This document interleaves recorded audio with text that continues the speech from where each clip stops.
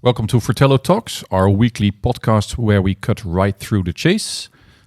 And this week we talk about are new watches always better? But before we do so, let's introduce my colleagues. I'm here with Laurits and Alex. And let's see what we have on the wrists first. Laurits. Yeah, I am wearing a Longines from 1957. It's a reference 5760. And it's been fully restored, and I have it on a Forstner. I think it's a 9-link bracelet. Well, yeah. Looks nice to have a 2023 bracelet on a. Yeah, it's a bit of it's very on topic, very new and Yeah. old mixed together. Beautiful, nice. You should go first now because then we have the chronological order of the watches. Okay, today I'm wearing my Speedmaster in Moonshine Gold, so it's the Apollo 11 50th anniversary edition from 2019. And I wore it all weekend, and except yesterday I wore it at white. But I had it with me to the golf weekend in Crans-Montana, where they play the European Masters. Mm-hmm. And it's sponsored by Omega, not this watch, but I thought it would be appropriate to bring it. Yeah. And also wore it during playing golf. Oh. It chimes into the topic we recently covered about not to baby your watches, and I played golf with it. My wife also played golf with her Speedmaster, and Heavy watch for golf, I would imagine. Yeah, I think so. And everything. I saw a lot of people that I saw a lot of people that played golf were wearing watches, and it seems that only watch people are very nervous, nervous about it and asking me about it. But it's not really a topic, I think, for non-watch people. They just keep their watches on. The only reason, what I've learned, that they take their watches off is not to scratch it when grabbing a club. Yeah. I don't have a caddy yet, so I need to grab my own clubs from the bag. So. But if you want to be RJ's caddy, you can always sign a up. comment. Yes. Shop leave a comment. Absolutely. Yes. It's not a problem. Okay. Lex, what are you wearing? I'm wearing the latest watch. This is the Mission on Earth. This is the Omega Swatch collaboration. This is a moon swatch, a quartz chronograph. So is this better than both of your watches? Objectively speaking, it is. Oh. End of podcast. Okay. Well, Yeah. are newer watches always better than previous models? I think we have to define what better is then. Yeah. I would say that it's not per definition better in terms of design. No. No. Because design It's is better in always terms of subjective. specifications. Yeah. Design is always objective, subjective. But sometimes design is also just plain ugly. You can debate about it, but plain ugly. Yeah, there's a mathematical formula for that, and then it turns out to be plain ugly. Yeah, but of course you have the most measurable thing ever, I think, in watchmaking is, of course, precision. yes, That's the thing. That's the essence of timekeeping of watchmaking. The essence. Yes. In so French. in that sense, if you have a Mitas certified mechanical watch, they couldn't do that probably 70 years ago. No. Well, they maybe could do it 70 years ago, but they couldn't do it on the production level that they are capable of doing it now. Yeah. So in that sense, I would say yes. Mm-hmm. You can also say power reserve, increased power reserve is better now. Look at the Powermatics. They have a power reserve that is very practical. That is something they couldn't achieve earlier. But that's already debatable. Absolutely. But I think it's materials for movements and also higher tolerances, I guess, because everything is computer designed and Absolutely. Yeah, and the made, machines are better, right? The tooling is better. But this is a 70-year-old watch. Yeah. I don't think that would be around in 70 years. But it's per model. So I don't think it's fair to say a Swatch is better than a 70-year-old Longines. No. But if you look at Longines today, Yeah. and it's exactly the brand I also discussed it with a few months ago, because I like their vintage stuff a lot. Yeah, and I think that goes for a lot of gorgeous watch viewers you're and readers and listeners. The vintage Longines stuff is like hard to beat. Yeah. Everything they released now, well, there's some definitely good stuff in there, but you see that the cases are thick and it's all bulky.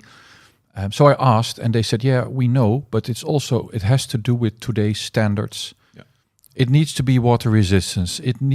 Resistant. It needs to be shock proof. It needs to have a date. It needs to have that. It needs to have a sapphire crystal. Yeah. Yeah. It needs to have a date." So that adds a lot of volume to the watch, basically. So, but I guess they say it needs to have that because there's a need for it. The consumer expects that and wants that. So I think the modern day consumer expects a water resistancy of or a watch to be water resistant for at least 100 meters. Well, they want that. Yeah. So could we say then that if consumers lowered their expectations, watches could potentially become better? Yes. Yeah. Not better. If consumers lower their expectations, if they actually lowered their expectations, we would have more range in design. We would have because thinner watches. But then they need to make a huge concession because I think a lot of buyers are still spec driven. Absolutely. Also, what we see from the comments on Fratello. That's actually for this topic. That's actually good because if buyers are spec driven, then the specs need to constantly evolve to keep the consumer happy. Exactly. The problem is that a lot of watch enthusiasts say, but hey, AP can do it. Look at Bulgari with their Octo Finissimo. Yeah. They can make a 6-point-something millimeter thin or thick watch with the same specs as a I don't know, Longines that is 40 millimeters high. But then the price comes into play because the price comes into play. The number of watches they produce, they cater to a completely different audience. Yeah. So that's also a I think if you at some point, if you want to make those kind of adjustments that you want to make a movement much thinner, it's so costly. It's you can't even compare it to the production of a regular movement, because it needs a lot of effort to create a movement that is so thin. Yeah. Absolutely. But I think it'll be interesting also to see where will the sort of point of no return be, because if everything is progressively getting better, at what point in time will it be good enough? Yeah, I also. It's also we come from an era. If I look, and Lex, I think you know this as well. 15 to 20 years ago, big watches were the thing. Nobody wanted a small watch. So I think a lot of watch brands were also spoiled, between brackets, that they could just do big cases and put everything in there. It's easier. It's easier to do a big watch than to do a small watch. More real estate you have. And now people want smaller watches again. So we have an issue now. Yeah. Because there was no tomorrow in terms of specifications. And now we need to keep in mind that people want a smaller and thinner watch. Yeah. I think some brands take this into account. They are developing smaller movements. But you can't develop a new movement overnight, basically. No. But the good thing is, if you look at Swatch Group brands and you look at the movements they use, ETA, that latest Tissot 1938 chronometer, it's a 39 millimeter case. It has a relatively standard ETA movement inside. That is, you can actually squeeze a relatively standard movement into something that is also quite smallish. True. And I know that people, when you write that the 39 millimeter case is moderately modern, that they said they would still comment saying that it would be perfect at 35. But you will always have that. And I honestly believe that 35 millimeters for the modern man, that is that has gone. The evolution of what we wear and how we wear it, we're not going to wear 35 millimeter dress watches again. I think that ship has sailed. So it is possible, but they're just. I also think that the tendency of people to go for something small is a relatively small group that is very much into the history of watches, and probably also seen what companies do with modern interpretations of something vintage, because sometimes a brand also gets it completely wrong. Yeah, but I think you have a very valid point there, that it's a small group that has demand for thinner and smaller watches. It's the watch enthusiast. But somehow they yell very loudly. Yeah. This very small group is very loud. Yeah, but look at the comments under a newspaper article on Facebook. Exactly. Yeah, That's my point. I don't want to compare those two groups, but they are very loud. Exactly. But if you look at the Tissot for the ones that the Tissot 39, you had the telemeter in 42 millimeter, I think. Yeah. They use that diameter based on their sales. Yeah, of course. So it's the biggest. They take the biggest chunk, and if they see, hey, 42 is the best selling diameter for a watch in our collection, they will make a 42 millimeter watch. So the small group can be very loud. Yeah. But the watch brand will look at the Excel sheet at the end. And I also get it. Huh? They're not a museum, and they're not a cultural institution. They are a commercial company. In the end, they need to. They are not here to facilitate our hobby. No, we discussed exactly. earlier in the office. Yeah, they're not. But do you see like stuff that is supposed to be better in a modern watch? Let's take the ceramic bezel on the Rolex uses. Are ceramic bezels always better than aluminum bezels? Because they don't scratch. But that's the objective, and they don't fade. And that's the objective thing. Exactly. You would say, but I like a faded bezel. I have a few watches with aluminum bezels, and they fade over time, or they tend to fade over time, and that's very cool. I have a GMT Master bezel still that the red almost turns like pinkish, and it's so nice. But I think this really proves the point of how strange the enthusiasts are, because any other thing, if it wasn't a watch, if it didn't keep over time, keeping over time is the ultimate benchmark. That's the ultimate sign of quality, that something lasts a long time. So we are so strange that we actually want the properties that fade over time. Yeah. In a way. I think I get you. I love a faded bezel.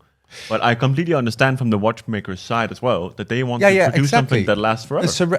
Objectively speaking, a ceramic bezel is better than an aluminum bezel. But I also, even if you have the original anodized colored bezel of a GMT Master, I prefer the look of the brushed aluminium with it has a friendlier look.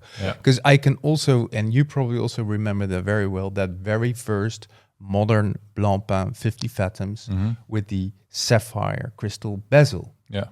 That was a dive watch that looked to be designed to blind the fish. It scared away the sharks. Exactly. It is so incredibly shiny. Is it better than the old one? Yes, it is technically, because it will keep its color. It's resistant to scratches, but there you get into the same you can say about silicium or silicon. I should say. Let me get back to that as well. Do it. But first, also, let's discuss Zin Specialuhren, Zin watches from Frankfurt. Let's do that.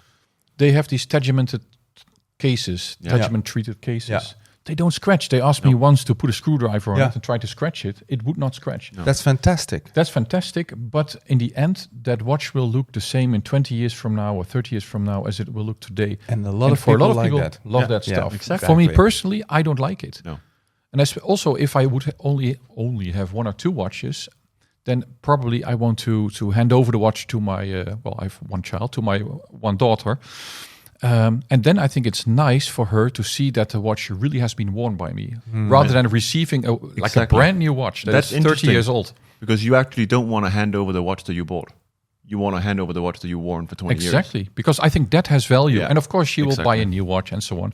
But my watch should be seen as, hey, that's the watch my father worn and I can see it and so on. I think that's cool. I'm a little bit more allergic to scratches and things. But also for a watch that you inherited, it doesn't have to be the watch that you will wear on a daily basis. No, that's true. That's true. The watch I had, the little Mido I have from my dad, I don't even see the scratches because that is just what it is. It is what it is. And I think that's cool. On the other hand, I was at a party last weekend. There was exactly.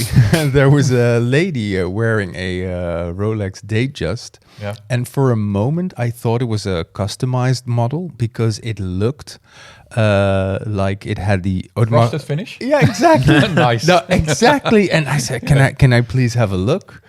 And then I noticed that it was not a frosted gold finish, that kind of thing. It was so scratched, and in a way, it was cool, but at the other hand, it was also a little bit like, this is you can wear a watch and Treat it with some respect. Exactly. Yeah. This was not treated with. You could yeah. almost see the Rolex cry. Yeah. Yeah. It was. Interesting. Yeah. Yeah. So for I think for aesthetics, for me personally, it's not always the best. No. But I think quality-wise, it's better. It's better to have a scratch-resistant case or bezel or crystal and so on. Because you could also argue that a ceramic case is better than a steel case. Do you remember I don't think Chanel makes them anymore. but they I had a don't special process to, and also Rado has it, so they can make a ceramic case that looks like a steel case.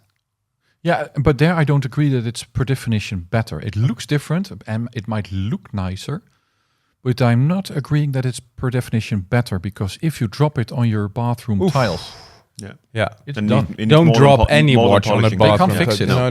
They can't- you need a new That's case. true. Yeah. And I think with big brands, it's not an issue to get a new case when you send it in for repair. But if there are smaller brands or limited editions or whatsoever that are discontinued, then you might have an issue. Yeah, and I also think it's sort of putting a whole new case on sort of moves away from the fact that these are items that should be able to be maintained over time and basically be the same watch. Yeah, it becomes a bit disposable. It's very disposable, I think. It's sort of like if you have a car and you get a dent in it, you take the dent out. Don't just put a buy new ceramic body on watches, it. man. Yeah, Don't buy ceramic cars. No. exactly. Yeah, I still want a dark side of the moon. But silicium. Oh, wow. I like the German pronunciation. Silicium. Also. They still don't know what it will do in 20 years' time. Yeah, that's a bit of the point, because it has a lot of characteristics that makes it or properties that makes it a better part for movements. I think the worry with a lot of people is, will it be serviceable or replaceable in 100 years from now or 50? And if you look, I think so, because I think so. materials will develop, and it's a very modern. It has been there for quite a while now. Yeah, and it's also a watch part that we're not looking at a revolutionary technique. Yeah, okay, the material is different, but we're looking at a watch part that has been more or less the same for centuries. So they can probably also replace it with something else then in the future, made from a different material. I think that's also. So I also don't see the worry there, to be honest. You know what's also interesting when you're talking about better, that a lot of efforts to make the movement itself better kind of stranded. I mean, what Omega did actually with the coaxial, they ran into a whole bunch of problems, of course. At first, they managed to make it work. But do you remember that very nice escapement? I'm doing a movement now. The escapement in the exactly the idea that came from a train ticket. Lovely storytelling. Yes. What happened to that? Oh, they last week you weren't there, but Geneva Watch Days. They still had one. Well, they introduced a new watch with that escapement, and it has been enhanced. Yeah. Still the same train ticket story was told, and it's still the same concept, but they changed the shape a little bit of the escapement. Okay. So that's arguably better. The same is with the Frédéric Constant thing that they did in cooperation with the TU Delft or company in Delft. I don't know what was the name. I can't recall the name, but me neither. But it's very good. It was a very interesting concept. But I'm always a little bit amazed by the fact that that's such a, especially the Frédéric Constant actually. Freddie C. For friends. Freddie C. for friends. That it actually works. They can do it on a relatively large scale. For a quite an affordable price. That it didn't receive all the credits it maybe deserved. It should be the biggest news in mechanical watchmaking. And but the world of watchmaking revolves around hypes, around prices. Yeah, I think Frédéric Constant is a little bit neglected by watch enthusiasts, and I can also see why, to be honest. Why?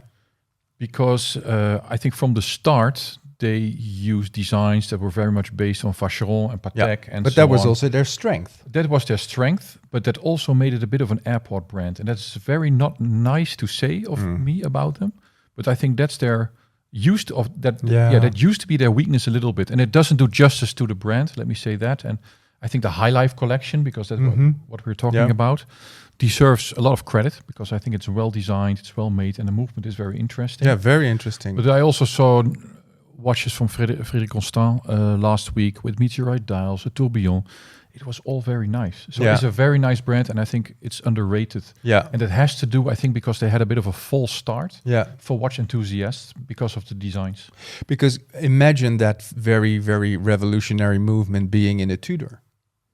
Yeah, that would make that would be a big difference. In Very, very big difference. But just to get back on topic a little bit, with This- regards this- to I the... think this is this is still No, the not topic. according to This is Laurits. This is a sorry, but we better started talking about movement. Frédéric Constant. With the going back to the movements, I do find it quite interesting when we talk about the watches progressively get better, that we haven't seen any mainstream major sort of rethinks of the watch movements. coaxial Yeah, well, coaxial. Yeah. since '99, so that has been here 99. for 20-something years. But no one's really sort of wiped the board clean and said, okay, let's start fresh. Can we think of something else to do? What can we do that's Spring drive arguably better? Yeah. Spring drive is one, but took them how long? 20 years. Right? Yeah, took that a long took time, ages. and it's not really well, we see it in Grand Seiko and we see it in some Seikos, but we don't see it mainstream. But No. what it tells me that in the end, the whole discussion about better or not is that we are living in a parallel universe where we're Absolutely. trying to Yeah. improve the steam train, and And that's all- all yeah. very nice. But Exactly. the good thing It's is, not like with cars, no, and with watches, it's so marginal. yeah, And if you show a modern Rolex Submariner and the one that is 30 years old to someone who has nothing with watches, Yeah. he or she will say it's the same watch. No. So it's so incredibly marginal. that will, and then and would they choose the old one or the new No, the one? new one, Yeah. because it's more shiny. Yeah. Yeah. So that I believe, but it's very marginal. So I was thinking, are there brands that are not marginally better, like a Rolex or a Omega perhaps, but like much better? And I had to think of Fortis. Oh, I was thinking Fortis as well. Yeah, because what they do today is so much better than 20, 30 The years build ago. quality is The just build quality is like a world of difference. I was visiting Fortis months ago, and they had a tray with all the Fortis cosmonauts with the Lemania 5100 movement, and that was always a watch that was on my radar. Oh, I want to have one of those because it's cool and it has a nice movement and it looks nice. Then they came with this tray with all these watches, and I picked one up and I thought, ooh, it feels so flimsy. Is that the alarm chronograph? That one was also in there, I think, but these are the Lemania 5100s. And I think apparently they flew or were used by the Roscosmos, by the cosmonauts. But they felt so flimsy compared to today's watches. And then they showed the new Fortis watches, and they are much bulkier and bigger, and you have to like that or not. But No, the build quality is like finishing. I it's, have it's a difference between day and night. Yeah, I have a B42 Cosmonaut in titanium with a misaligned bezel. Freaks me out, and I kind of like it. But the problem is, if you compare that one to a modern modern Fortis, it's a And for world of collectors, difference. I don't think it's a problem to have a Cosmonaut like that, where the build quality is much different than today's, and that's all fine. But for a product of today, for today's audience that is so focused on specifications and wanting the best watch for their money, I think the modern Fortis is very different from what it used to be. But you made the comparison to Sin cars. is more marginal. Yeah. Sin was always very good and stable, and they kept being very stable. They improved bracelets. They improved some certain things. Yeah. One thing at a time as well. Yeah. But what I do like about certain brands, and I think you have to applaud Rolex for that, is that they just continue to make the best possible watch. Yeah. The only problem with Rolex is it took them so long to finally update that Coca-Cola can bracelet. Yeah. To come up with like solid end links. Yeah. To enhance all these things. That's something from the past. I think since 2006 or so, they came with the ceramic bezels for the GMT and 2010 Submariner. I think from that moment on, it became better. But that- up to yeah. mid 2000s. But that really lends into the whole sort of discussion of the fact that specifications and quality are two very different things, I think. So we look at a lot of people look at specs, and if you just look at the specs of a watch, it could be great, and then you hold it in your hand and you feel that the quality is off because you can't really put quality into the specs. Yeah, because the specs of a Fortis Cosmonaut from the 90s are probably quite good. Yeah, especially for the 90s. But if you pick it up now, today... It just feels wrong. It feels awful, But for me, still, it's something totally different than aesthetics in terms of if something is better or not. Because I still like that Cosmonaut. I still like the 5-digit Rolexes. And I prefer them over modern Rolexes. No, absolutely. With Omega is perhaps a little bit different. Although, perhaps I like the first Diver 300 amps more than the ones I like today. Except... the Paris 2024 edition that I held in my hands last week. Very nice. But that's your gold steel obsession coming into play. Yeah, but that was very good. Yeah, that's Don Johnson and you talking. I need some white loafers, man. Yeah, exactly. So we can conclude basically that newer watches are always better in terms of specifications. Yeah. But finishing, choice of material. But not in design. Not always in design, I would say. Arguably in longevity as well. I think they're also better. Yeah, so despite that the specs are better, and it has nothing to do with quality, is the quality of today also better? I would think yes. Yeah, but because it's an emotional product, it's very there's the balance between objective quality and subjective taste and emotions that come into play. That's very. But do you think that the entry level watches of like really entry level watches are better than the entry level watches? That's a good yesteryear? One. I think so. Yes. With Chinese movements and from different brands, you mean? So if we really go down into the food chain and look at Seagull movements versus... but when you're talking about Seagull movement, but the thing is, I think you should... you can't compare something modern with a Seagull movement with like a Longines from the past. You have I don't think you can do that. But even I think let me try to make a the comparison Oracle here. is speaking. Yeah. No. Compare a 2020s Dacia Duster car. Yeah. And the Mercedes E-Class from 10 years ago today. I think the Mercedes E-Class is from 10 years ago is today still a better car than a brand new Dacia Duster. And that's my point. Yeah, exactly. So I do believe that a Rolex that was 3,500 or something like that. That's true.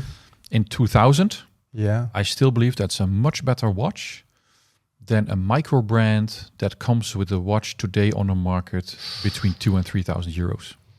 With a Celita inside? With a Celita inside. I think the quality of that Rolex is still much better in terms of the hands, the dial, the case finish, all those, and the movement as well from Rolex with the full bridge. I think that's still a better watch than a modern 2,000 euro. Or we have to look at the specs? In terms of specs, not design. Yeah, I think you're right, but you have to look. You have to look at it per brand, I guess, because. But what if you compare that watch to a modern Tissot PRX? Then the Tissot is probably almost as accurate. It has a longer power reserve than a Rolex. Yeah, that's the movement, and that I get. But if I look at the quality of the bracelet of a Tissot PRX and the quality of an Oyster bracelet of a 2000 Rolex. 100% Oyster bracelet. Okay. Try to resize your PRX bracelet, man. No, I have my people. It's not bad, but it's a different level. It's a different quality. But so would you also say that the people that are just getting into watches now, are they? They missed out on a very nice era. But are they? Yeah. They certainly did, because now they get overfed by retro. Story of my life, but. The people that are just getting into watches, the entry-level watches that they're looking to buy, are they objectively better than the entry-level watches that their grandparents were buying? Yes. Yes, I believe so. Yeah. Take your own Longines, for example. Exactly. I think it's aesthetically, that's the one I would love to have. That's so gorgeous. Yeah. But if I look at today's R1, for example, from Tom van Wijlik, I think that's quality-wise and specification-wise, that's a better watch because of better tooling, because of that's industrial evolution. So we're better off than ever. I think in what you get for your money, I think we are very well off. Yeah, definitely. And with that bombshell, yes, thanks for listening, and let us know what you think about this subject in the comments on our website. Till next time.